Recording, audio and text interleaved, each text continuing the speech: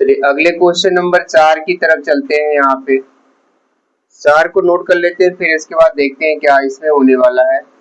1 plus sec A upon sec A equal sine square A upon 1 minus cos A. इसमें दिया हुआ है संकेत। क्या संकेत कह रहा है कि वाम पक्ष और दायां पक्ष यानी बायां पक्ष और दायां पक्ष दोनों को अलग अलग हल करना है। कौन कौन सा पक्ष है आपका यहाँ पे? वाम पक्ष और दायां पक्ष। दायां पक्ष क्या करना है आपको? अलग अलग हल कीजिए, ठीक है ना। संकेत पर भाई विशेष ध्यान रखेंगे क्योंकि संकेत ही मेन है सवाल का, क्या आपको संकेत कर रहा है।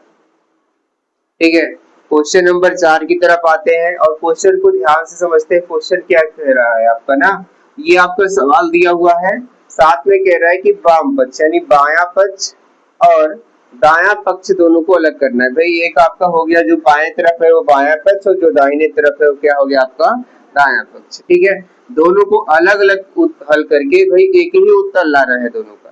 संकेत के कहने का मतलब है कि दोनों को अलग अलग हल करिए और दोनों को हल करके एक ही उत्तर आपको ले आना है यहाँ पे। ठीक है, तो देखिए ये आपका लिखा हुआ है 1 प्लस सेक और फिर नीचे लिखा हुआ है सेक। ठीक है, तो हम लोग ये वाला पक्ष ले लेते हैं।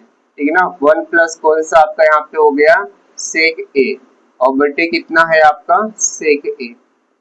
एक पक्ष को ले लिया यहाँ पे। अब देखिए हम लोग यहाँ पे इसको लिख सकते हैं कितना 1 बटे कितना आपका कॉस ए और सेक ए को भी लिख सकते हैं कितना आपका कॉस ए। इसमें बटे करके एलसीएम बना लेते हैं, वो एलसीएम क्या है आपका कॉस ए। इसका गुणा इधर करेंगे तो क्या हो जाएगा आपका कॉस ए प्लस 1 और यहाँ हो जाएगा 1 बटे कितना आपका कॉस ए। तो कॉस ए से कॉस ए क्या होगा आपका कट जाएगा। अब बचा क्या आपका यहाँ पे वही कॉस ए और प्लस 1, ये आपका बच गया यहाँ पे। एक पक्ष का हो गया। दूसरे पक्ष में हम लोग आ जाते हैं। दूसरा पक्ष क्या दिया हुआ है आपका यहाँ पे साइन स्क्वायर ए। क्या लिखा हुआ है साइन स्क्वायर ए अपान 1 माइनस कितना कॉस ए। अब यहाँ पे साइन स्क्वायर वाला फार्मूला लगाते हैं तो 1 माइनस साइन स्क्वायर को लिख सकते हैं हम लोग कितना, यानी साइन स्क्वायर को 1 माइनस होता है कॉस स्क्वायर ए ना। साइन स्क्वायर का फार्मूला क्या होता है 1 माइनस कॉस स्क्वायर ए और नीचे जो लिखा हुआ है उसको लिखा रहने देते हैं कॉस ए। अब देखिए अगर हम यहाँ पर 1 का स्क्वायर कर दें तो यहाँ पे मेरी सर्वसमीका लागू हो जाएगी और वो कौन सी सर्वसमीका होगी ए स्क्वायर माइनस बी स्क्वायर का। तो यहाँ पे किसको हम लिख सकते हैं 1 प्लस कितना कॉस ए एक ब्रैकेट में, दूसरे ब्रैकेट में 1 माइनस कितना आपका कॉस ए और नीचे जैसे लिखा हुआ है वैसे लिखा रहने दीजिए ना। हमने क्या किया यहाँ पर एक सर्वसमीका लागू की।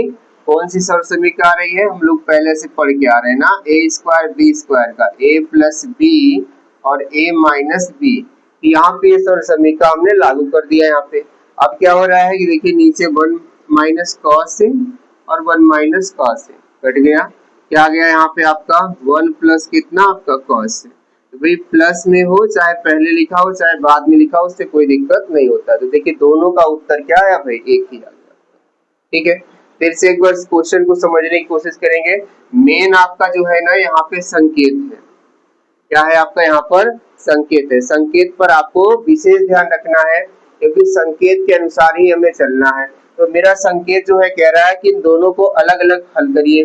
तो हमने सबसे पहले ये वाले को ले लिया, फिर इसके बगल में इस वाले को रख दिया यहाँ पर। जब इसको हल कर रहे हैं तो यहाँ पे क्या हुआ सेक को बदल दिए 1 बटे काहे में कॉस में, बटे करके एलसीएम लिए कॉस, तो इसका गुणा कर दिए कॉस ए प्लस कितना हो गया 1, 1 बटे कॉस ये हो गया आपका, तो कॉस से कॉस यहाँ पे कट गया, कॉस ए प्लस 1 आ गया। अब इधर क्या हुआ साइन स्क्वायर का फार्मूला लगाया 1 माइनस कॉस स्क्वायर, 1 को स्क्वायर कर दिए तो ये मेरा फार्मूला लगा ए प्लस बी और ए माइनस बी का। तो ये माइनस वाला कट गया तो प्लस वाला बच गया।